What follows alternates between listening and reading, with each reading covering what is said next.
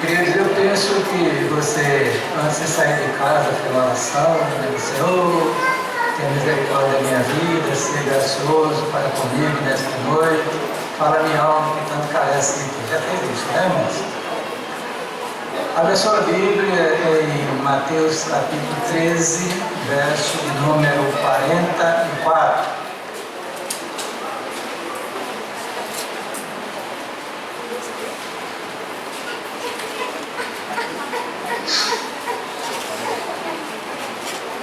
Desligue o celular, por favor. Não converse com mais ninguém, a não ser com o seu Deus. E preste atenção. Mateus 13, verso de número 44. Também o reino dos céus, ou de Deus, é semelhante a um tesouro escondido num campo que um homem achou e escondeu. E pelo gozo dele vai vender tudo quanto tem e compra aquele campo. Deus seja servido nesta noite em falar nossas almas enquanto eu falo aos seus ouvidos. Confesso que não tenho esta capacidade de lhe convencer nem de falar ao seu coração. Apenas tenho o privilégio e a alegria de comunicar para você a palavra do Senhor. Daí para diante é uma obra exclusiva da graça e da misericórdia de Deus. Feche os olhos. Pai querido, nós queremos te agradecer por estarmos juntos nesta noite em tua casa, diante de tua santa e bendita presença, para celebrar o Senhor nosso Deus, prestando-lhe o culto que lhe é devido. Queremos agradecer por esse privilégio nesta noite. Pedimos em nome de nosso Senhor Jesus Cristo, teu Filho amado, que tu ministres as nossas almas através de tua palavra. Pedimos que tu olhe para cada vida nesta noite que se encontra aqui nesse santuário. Tenha misericórdia, seja gracioso, faça uma obra poderosa de transformação, de regeneração, para que possamos gozar das maravilhas da lei do Senhor nosso Deus. Visita aqueles que estão passando dificuldades, especialmente com enfermidades, pelas duas crianças que estão ali naqueles hospitais. Abençoe Sofia, abençoe também Daniel, seus pais, restaura a vida deles, tudo para a glória, para o louvor do teu grande e poderoso nome. Nós oramos, nós suplicamos com gratidão em nome de Jesus. Amém. Queridos, eu terminei de ler recentemente mais uma vez o livro de São Lucas, e ontem eu dizia na rádio, a CPAB-FM, o programa Voz Congregacional, estou fascinado, com a vida e obra de nosso Senhor Jesus Cristo. Eu queria também que você tivesse esse fascínio, que você pudesse despertar nesta noite para uma vida mais intensa no reino de Deus. Muito bem. Dentre os temas da teologia bíblica, nós encontramos esse tema chamado Reino de Deus, que é de uma complexidade, de uma amplitude muito grande. Eu vou tentar simplificar nesta noite, falar sobre as parábolas do reino e me deter na parábola que eu li aqui, do versículo 44 do capítulo 13 de São Mateus. O reino de Deus, meus irmãos, é o domínio de Deus no coração do homem. Esse reino tem uma expressão atual, uma expressão escatológica, ou seja, começa neste mundo e adquire a sua plenitude com o segundo advento de nosso Senhor Jesus Cristo, o Rei deste reino. É o que nós dizemos em teologia, o já e o ainda não. Jesus, ele, no seu ministério, ele usou muito essa técnica de se comunicar, que são as parábolas. O que é uma parábola, né? Uma parábola, irmãos, é uma comparação feita através de uma história, tendo como pano de fundo o contexto em que viveu o autor e que traz uma mensagem de cunho moral e ou espiritual. Isso é uma parábola. E Jesus falou muito através de parábolas daquela geração. As parábolas do reino, que são 8, aqui em Mateus encontra-se 7, e Marcos 1, eu vou citá-las para vocês e resumi-las rapidamente, depois eu vou entrar na parábola do tesouro escondido, que eu espero que você já tenha conseguido encontrar. Se você encontrou esse tesouro, você está na boa, como nós dizemos na linguagem popular. As parábolas dos reinos são aquelas comparações feitas por nosso Senhor Jesus Cristo para ilustrar o reino de Deus em seus diversos aspectos. Encontramos 7 em Mateus, os 4 tipos de solo, o trigo e o joio, o grão de mostarda, o fermento, o tesouro escondido, e a pérola estava escondida também. E em Marcos se tem a parábola a rede de pesca, em Marcos a semente que cresce por si mesma. Muito bem. Olha, o que impressiona nesta parábola da semente para a igreja é aquele item que fala que a semeadura caiu entre os espinhos. 4 tipos de solos, dentre eles se encontra a semeadura feita no meio dos espinhos. Diz a Bíblia, nesta parábola, que a semente cresceu, mas cresceu também o espinheiro. E o espinheiro sufocou aquela semente, foi plantada, a palavra de Deus, e não deu fruto com perfeição. Jesus, interpretando esta parábola, neste ponto ele diz que os espinhos são os cuidados da vida, os deleites da vida, que entram no coração do cristão, sufoca a semente, ele vive uma vida espiritual acanhada, aguada, sem graça, sem virtude, e vive vegetando, digamos assim, na sua vida cristã. Isso me impressionou. A parábola do joio e do trigo, essa espanta a gente, porque no meio da igreja nós encontramos gente que realmente é convertida e gente que ainda não é convertida a Cristo. O joio e o trigo, só quem pode fazer a separação é Deus no seu devido tempo. E as outras parábolas, cada uma tem a sua mensagem, o seu significado, mas eu queria, para adiantar, já que a gente tem tempo limitado, queremos celebrar a ceia do Senhor ainda, eu queria me deter na parábola do tesouro escondido. Eu vou lê-la novamente para os queridos que se encontram aqui nesta noite, porque é bom repetir. Repetir faz parte do processo do aprendizado, segundo as Sagradas Escrituras. Também o reino de Deus é semelhante a um tesouro escondido num campo que um homem achou e o escondeu. E pelo gozo dele vai ver tudo quanto tem e compra aquele campo. Então eu queria logo começar, queridos, falando sobre a realidade do reino. Ora, se foi feita uma comparação, porque existe uma realidade. E a Bíblia nos apresenta, queridos, o reino de Deus, o reino dos céus. Essa expressão em Mateus, reino dos céus, porque o autor foi, digamos assim, criterioso e não queria ferir a sensibilidade dos judeus por causa do nome de Deus. Ele fala reino dos céus, mas Lucas e Marcos falam reino de Deus. Então é a mesma coisa, não são coisas diferentes, são coisas intercambiáveis. Então, esse reino de Deus é uma realidade. Nós encontramos o reino, o reino, esse domínio de Deus no coração do cristão genuíno. Encontramos o rei deste reino, que é nosso Senhor Jesus Cristo. Paulo diz, Cristo em vós, a esperança da glória. Quer dizer, quando a pessoa de fato é convertida a Cristo, Jesus se instala no coração da pessoa através do seu Espírito. E a realidade da presença de Deus na vida do cristão, isso aí ninguém pode refutar. Paulo diz, se alguém não tem o Espírito de Cristo, esse tal não é dele. Então nós temos um rei, tem súditos, que são todos aqueles que professam de coração a fé em Jesus Cristo. Tem uma legislação, que é a palavra de Deus, única regra de fé e prática, e tem uma pátria. E Paulo diz que a nossa pátria não é aqui, é no céu. Amém? É no céu. Então você que faz parte desse reino já deve pensar que a sua vida deve ser uma vida totalmente diferente das pessoas que vivem aqui neste mundo sem esperança e sem salvação. Nós estamos, irmãos, envolvidos com algo que é preciosíssimo na história da redenção.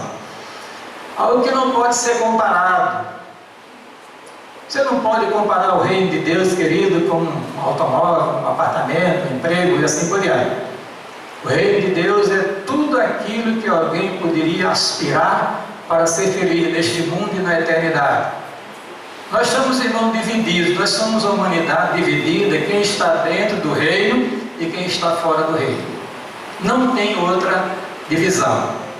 Porque a palavra de Deus faz essa seleção. E você precisa nessa noite refletir se você realmente está dentro do reino de Deus, ou melhor, se o reino de Deus está dentro do seu coração. Eu assisti o filme Cruzada, acredito que muitos aqui assistiram, de Ridley Scott, daí fala, Orlando Bloom é o autor principal, e lá ele diz, lá o religioso fazendo questão pela Jerusalém, que está sendo dominada pelos árabes, os muçulmanos, e ele disse que o reino de Deus estava aqui e aqui no coração da pessoa. É uma verdade. É como alguém já disse, luz e fogo, né? Luz na mente e fogo no coração, esclarecido espiritualmente e a presença de Jesus dentro do seu coração. Então, o reino é uma realidade que a gente precisa levar em consideração nesta noite. Mas nesta parábola, você vai encontrar a preciosidade do reino, um tesouro escondido. Amém? Então você não pode comparar, queridos, as coisas deste mundo com as coisas do reino de Deus. É que a igreja está se confundindo hoje. Nós estamos vendo uma época mais difícil da igreja, isso vai me estremecer. A observar a minha família, observar a igreja, observar os irmãos. Eu não conheço o coração de ninguém, nem quero conhecer. Isso é um atributo exclusivo da deidade. Mas nós vemos, irmãos, o interesse da igreja para com as coisas de Deus. E vemos que há muita dificuldade por parte dos irmãos. Os irmãos são seletivos. Os irmãos não estão priorizando o reino de Deus, porque este reino não é precioso para você. Quando a Bíblia diz que ele é um tesouro escondido, Cristo em vós, a esperança da glória. Isso é de um valor incalculável, queridos, porque a vida do homem não se resume, disse Jesus, com as coisas deste mundo. Ou melhor, disse Paulo, ela tem outra dimensão, e nós estamos muito de cabeça para baixo, olhar para as coisas deste mundo, e não estamos levando em consideração a preciosidade do reino de Deus. Pois que aproveita, disse o Salvador, o Senhor, o Rei desse reino, ao homem ganhar o mundo inteiro e perder a sua alma, ou prejudicar-se a si mesmo. Paulo disse, as coisas que os olhos não viram, nem os ouvidos ouviram, nem penetraram no coração do homem, são as coisas que Deus preparou para aqueles que o amam. Paulo diz que Deus já nos abençoou com toda sorte de bênçãos espirituais. Então você é rico. Você é rico e não sabe que é rico. Porque se você de fato é um crente genuíno, você já descobriu esse tesouro. E é um tesouro mesmo, viu, irmãos? Porque só esse tesouro vai trazer alegria para o seu coração, que eu vou comentar daqui a pouco. A preciosidade do reino. Um homem achou num campo um tesouro. Amém? Eu espero nesta noite que você já tenha encontrado este tesouro, porque tudo vai mudar na sua vida. Você vai olhar as coisas de outra perspectiva. Quem estava aqui pela manhã, que poucos vieram, daqui a pouco faço a reclamação, vocês vão ter que me suportar, porque o pastor da igreja morde a sogra, né? Essa é a atribuição. O auxiliar, até prega, depois se sente, está tudo resolvido, mas eu é que levo, a responsabilidade, chamar a atenção, ficar na orelha, beijar, e aí na beliscão faz parte do ministério da igreja. Então, irmãos, a gente precisa despertar para essa grande realidade. Nós precisamos entender o reino de Deus é o que existe de mais importante para nós aqui neste mundo, porque ele tem uma dimensão eterna. Amém? Amém, irmãos? Paulo diz: não atentando nós para as coisas que se veem, e sim para as que se não veem, porque as que se veem são o quê? Temporais. As que se não veem são o quê? Eternas. Eu vejo a igreja tão encharcada com as coisas banais deste mundo. Mas pastor, eu estou vivendo a minha vida social. Não estou dizendo que não seja importante, vai, tem a sua parte social. Agora, eu dou um conselho nesta noite: priorize o reino de Deus, porque ele é precioso, bendito seja Deus por isso. Amém? A terceira coisa, irmãos, é a acessibilidade do rei. Um homem o encontrou. Quer dizer, veja como Deus é maravilhoso, como Deus nos ama, como Deus tem interesse na sua vida, na minha vida e na nossa vida, queridos, porque Ele permitiu que este reino fosse acessível a qualquer pessoa que o buscasse de todo o seu coração. Amém? Um homem o encontrou, e graças a Deus, porque aqui muita gente já encontrou este rei, já adentrou nele, já está de posse dele, desse tesouro bendito seja o nome do Senhor. Aliás, essa acessibilidade é tão grande que Jesus mesmo escancara as portas dos céus e diz: vinde a mim, todos vós que estáis cansados e oprimidos, eu vos aliviarei. Tomai sobre vós o meu jugo e aprendei de mim, porque encontrarei descanso para vossas almas, porque o meu fardo é suave e o meu fardo é leve. Bendito seja Deus por isso. Amém? Você já entrou nesse reino? Ou esse reino já entrou no seu coração? Ele é acessível. Vinde a mim, disse o bendito Salvador, né? Amém, queridos?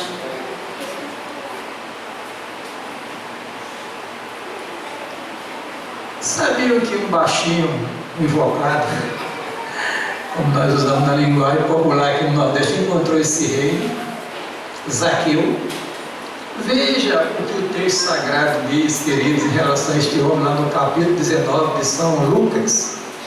Zaqueu era um homem rico, era um homem que tinha um bom emprego, uma boa profissão. É verdade que não era bem quisto a sociedade israelita, porque ele era um técnico, um profissional a serviço do Império Romano.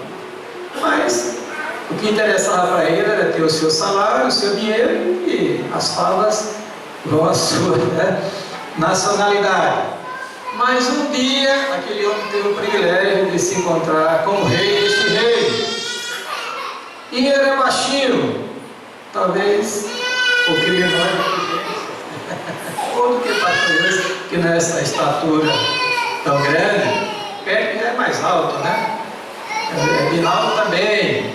Então ele era baixinho. E aquele tamanho dele limitava ele em certas coisas, inclusive naquela oportunidade de procurar ver a pessoa de nosso Senhor Jesus Cristo, que era um privilégio. Eu estava dizendo na rádio que aquela geração contemporânea de Jesus, lá na Galileia, Judéia, Samaria, Jerusalém, etc., foi uma geração privilegiada que teve a felicidade de contemplar o Filho de Deus encarnado, o Verbo encarnado, o Verbo que se fez carne, Deus conosco, o Emmanuel. Zaqueu queria olhar, chamar a atenção daquele personagem que estava ali, muita gente ao seu redor. Ele não consegue, fica na ponta do pé, não consegue, talvez tenha pegado no tamborete e não conseguiu também. Ele teve a ideia de correr adiante e subir numa árvore para olhar para Jesus Cristo, bendito seja Deus por isso. E ao chegar Jesus debaixo daquela árvore, olha para cima, vê aquele homem lá, enganchado, agachado também lá naquele galho, e Jesus olha para ele, o seu olhar misericordioso, bondoso, o contempla. Zaqueu, chamou pelo nome, viu, irmãos? Deus faz assim, bendito seja Deus por isso, né? Você é conhecido pelo nome diante de Deus. Zaqueu, desce depressa, porque hoje me convém estar lá em tua casa. E a Bíblia diz que Zaqueu desceu voando, expressão minha, saiu rápido, recebeu Jesus com alegria dentro do seu coração, na sua casa, no meio de sua família, e na hora da janta, ou do almoço, não sei, o fato é que ele levantou do Senhor, resolvi dar metade dos meus bens aos pobres, e se porventura eu defraudei alguém, restituirei 4 vezes mais, conforme mandava a lei mosaica. Aí Jesus lhe disse: na verdade a salvação entrou nesta casa, porque este homem também é filho de Abraão, bendito seja Deus por isso. O texto diz que ele recebeu Jesus com alegria, gostoso, teve a felicidade de entrar neste reino, louvado seja Deus por isso. A mesma coisa aconteceu com Eunuco, tesoureiro de rainha de Candace, na Etiópia, na África, que vinha de Jerusalém, depois de ter adorado a Deus, lá no templo, no santuário.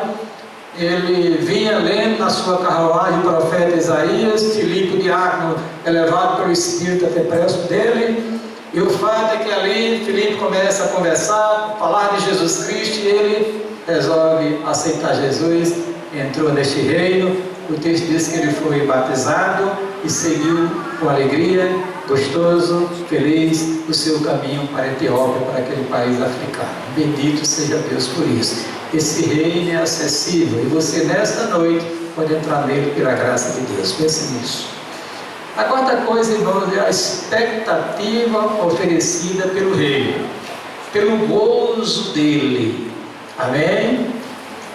A palavra de Deus diz, irmãos, que o reino de Deus não é comida nem bebida, mas justiça, paz e alegria do Espírito Santo. Há uma alegria espiritual intensa para quem de fato entrou neste reino, entrou de posse deste reino, está dentro do reino. Uma alegria que não se compara, que as alegrias daqui momentâneas deste mundo não se comparam com a alegria que é gerada pelo Espírito no coração do crente genuíno, que o reino de Deus já está dentro dele, dentro do seu coração. Saiba disso. Eu vejo tantas pessoas sentem tanto prazer nas coisas deste mundo e não sentem prazer nas coisas de Deus. Isso é sintomático, isso preocupa. Porque, irmãos, quem é crente genuíno tem prazer nas coisas de Deus. Amém? Alegrei-me quando me disseram: vamos à casa do Senhor. Muitos estão vindo hoje à igreja por uma obrigação que os pais impõem, faz ameaça, aperta aqui e acolá, e não estão vindo trazido pelo Espírito, como foi Simeão levado pelo Espírito ao santuário para colocar Jesus no braço e profetizar para a nação de Israel. O gozo que estava proposto, previsto: eu vou vender tudo que eu tenho, porque eu quero pegar esse tesouro, pelo gozo dele, quer dizer, a alegria de possuir aquele reino. Irmãos, isso fala, irmãos, de coisas maravilhosas que o mundo não pode oferecer para você, saiba disso. O ladrão, disse Jesus, vem só para matar, roubar e destruir. Eu vim, disse ele, para que tenham vida. Amém?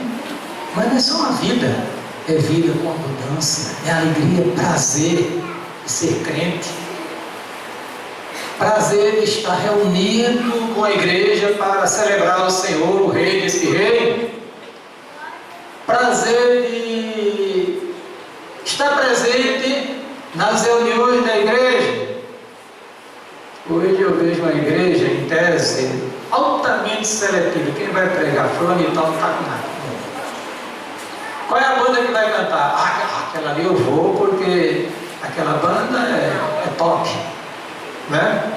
Quem vai cantar? aquele ali é um cantor, eu vou, aí gasta dinheiro, se desloca, pega coletivo, enfrenta fila para comprar ingresso, para participar. Agora não é mais coisa, são shows, gospel, irmãos. A que ponto nós chegamos, irmãos?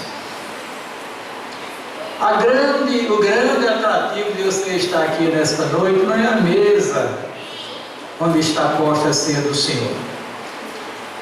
Não é porque alguém cantou, alguém pregou, o grupo participou. O seu atrativo de estar aqui nesta noite é a gloriosa presença do Rei Jesus Cristo na vida da sua igreja. Bendito seja Deus por isso. E olha que ele prometeu que estivesse 2 ou 3. Aí disse ele: estarei eu no meu Deus, se eles estão reunidos em meu nome. E a gente perde quando a gente não comparece nos dias convencionados pela igreja para celebrar o grande Deus, do Rei da Glória. Faz parte da minha exortação nesta noite também, meus queridos irmãos. As minhas ovelhas, disse Jesus, ouvem a minha voz, e eu as conheço, elas me seguem, eu lhes dou a vida eterna, e jamais perecerão, e ninguém as arrebatará das minhas mãos. Queridos, viver é o grande desejo nosso. Eu vou perguntar quem quer morrer aqui. Eu estou aqui, né? O canal disse que eu, não é? Está ouvindo? Ele está rindo, está ouvindo, né? Eu quero viver. Eu estou com 69 anos de idade, já comecei, nunca liguei mesmo para a saúde, agora começando a recalchar já. Aqui, lá, tentando, né? Já está previsto algumas coisinhas para tentar prolongar a vida nessa perspectiva humana que nós temos, irmãos. É natural. Se alguém disser, exceção porque Paulo disse, para mim, morrer é lucro. Mas ele disse também, por amor de vós, eu prefiro ficar um pouquinho mais de tempo para ajudar a igreja. A palavra dele, não minha. Então, essa perspectiva de viver, de prolongar os dias aqui na face da terra, é uma necessidade. Nós não fomos feitos para morrer, irmãos. A morte é uma imposição por causa do pecado, é um aguilhão, algo que fura, que incomoda, que fere a consciência do homem por causa do pecado.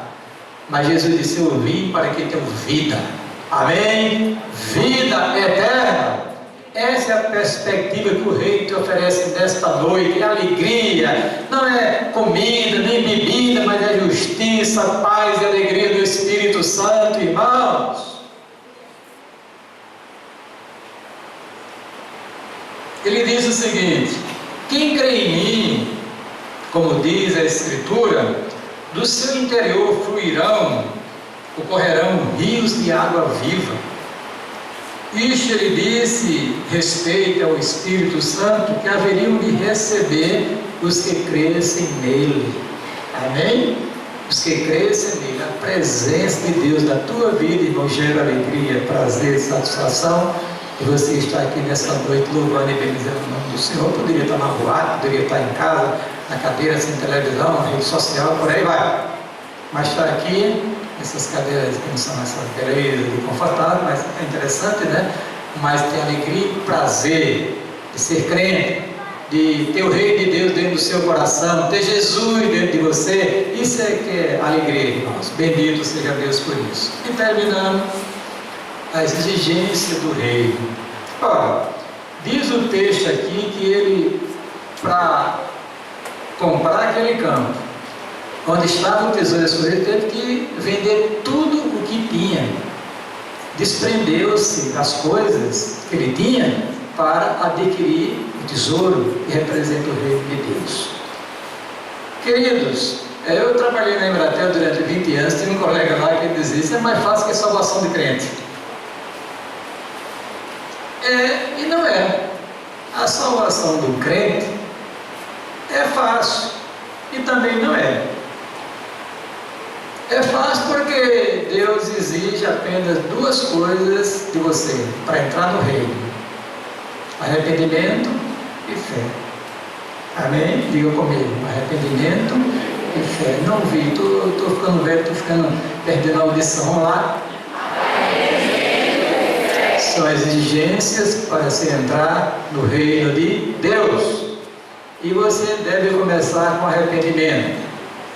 Você deve parar, refletir a sua situação diante de Deus, confessar que é pecador.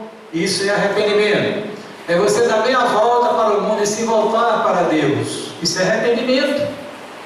E isso é a obra da graça de Deus. Você sentir que é pecador aos olhos de Deus e desejar profundamente na sua alma se voltar para Deus, ser um crente e viver para a glória dele. Eu sei também que às vezes a gente crente tem que se arrepender, né? Porque a gente comete cada besteira, cada falha, tem que se arrepender e fazer as reparações necessárias para poder gozar da alegria do reino de Deus.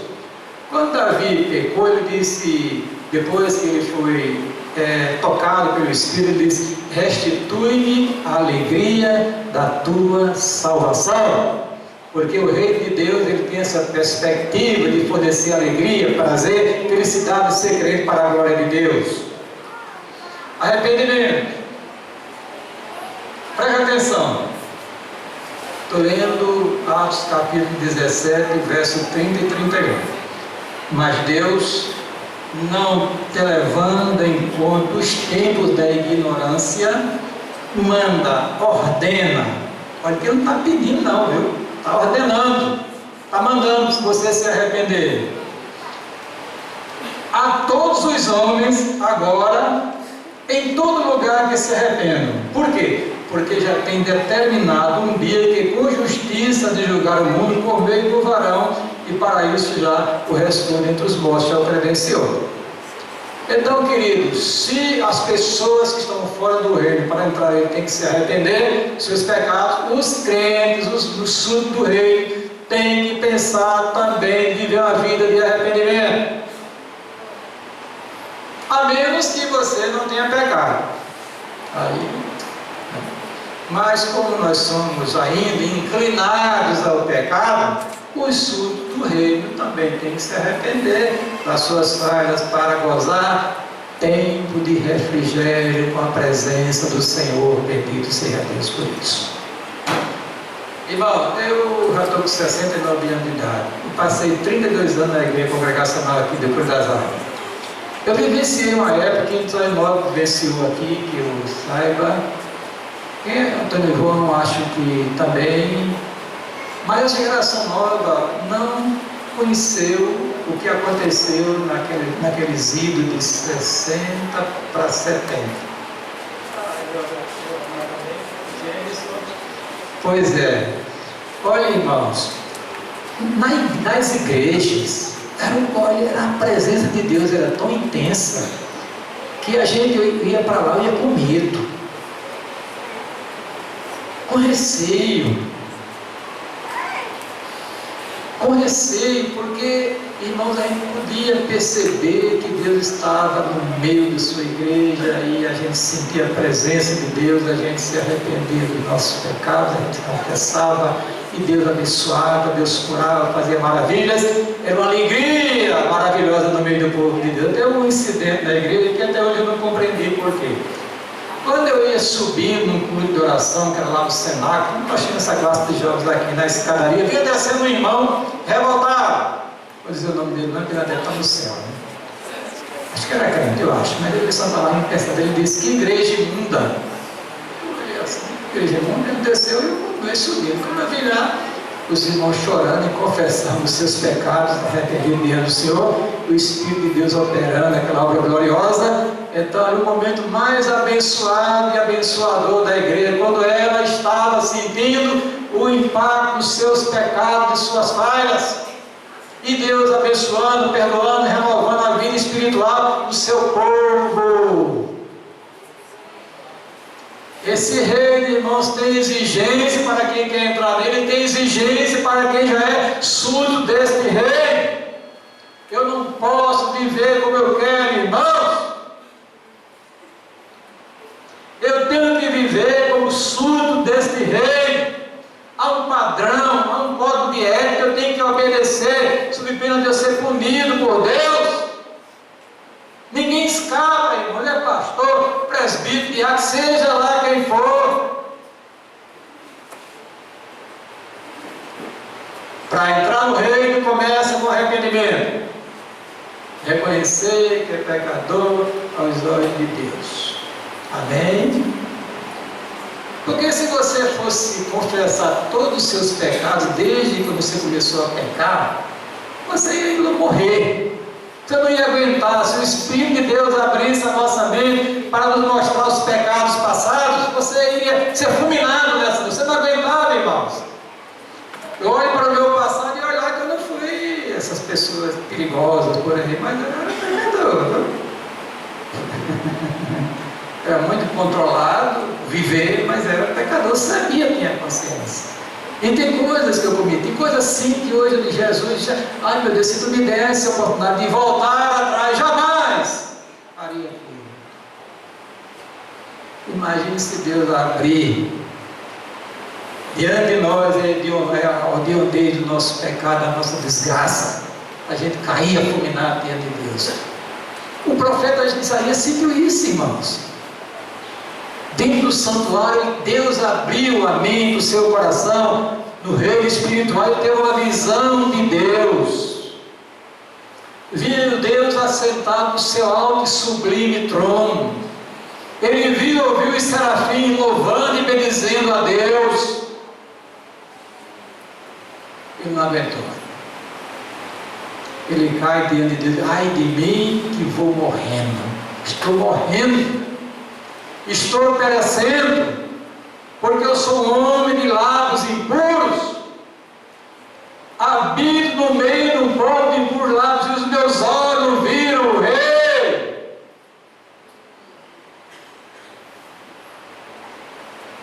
Arrependa-se, viu? Porque a Bíblia diz que aquele que encobre as suas transgressões nunca prosperará, mas quem as confessar e deixar, alcançará de Deus o quê? A misericórdia, o perdão, a libertação, a alegria, o prazer de ser crente em Jesus Cristo. E a outra exigência é acreditar em Jesus Cristo, crer nele.